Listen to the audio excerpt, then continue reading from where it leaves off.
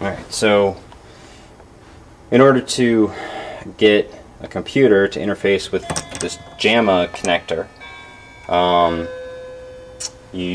needed some way for that to interface. So I went to this Ultimark website, and this board right here is called a JPAC. So that plugs right into the JAMA connector. And then over here you can add extra connections. You can add extra buttons or controllers or trackball or spinner or whatever you want. So you can see I've connected the other controls for the extra 3 or 4 buttons. I've connected those into there. This is the keyboard connector, since this will take whatever inputs it gets from the joysticks and the buttons and convert them into keyboard entry. So when I press down on player 2's joystick, it translates to a D on the keyboard and sends that. And then here's the monitor cable. So the output from the computer's video comes into here, and then it goes through. It actually gets the signal get amplified and adjusted correctly to work on a an arcade monitor. An arcade monitor is mostly like a television, and then it'll go out through the RGB and the vertical sync and the ground connectors, and it'll go all up through here, through these wires, right into there, and come out the monitor. When I first hooked it up, I had to use these adjustments here to adjust the vertical and horizontal size and hold in order to get the picture to show up correctly and be sized correctly and not flip.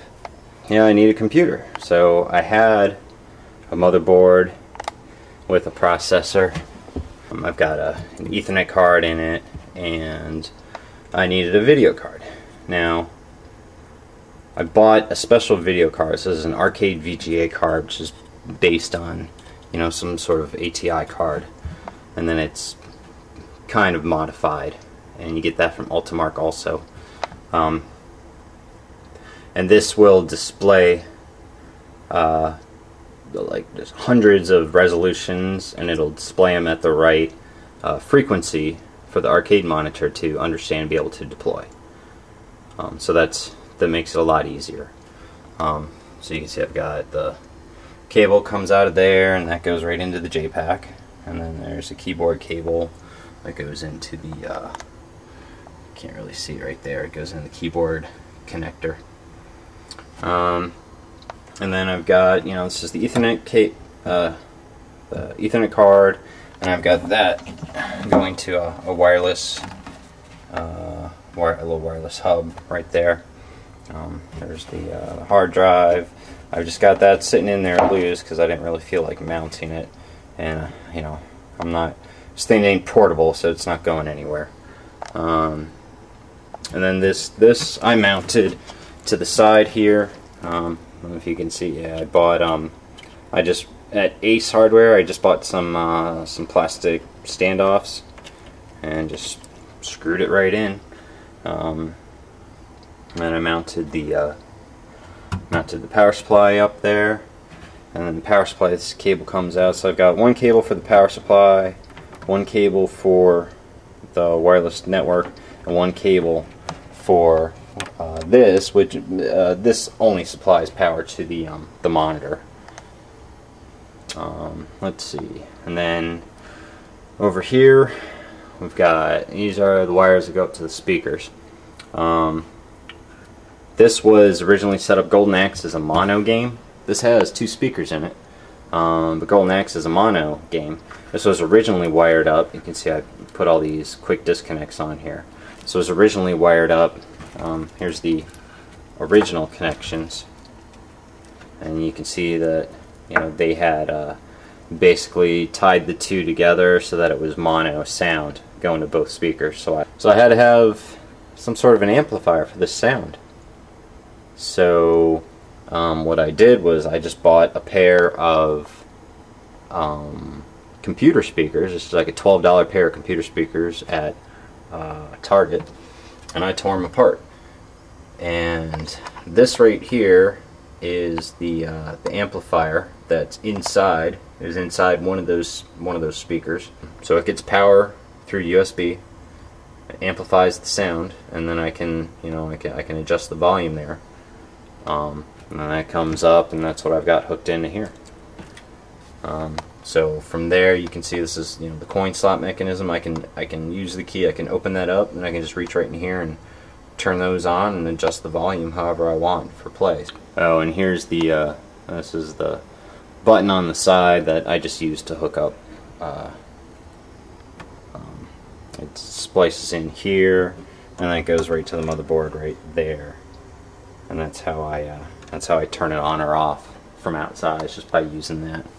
One other thing I had to do.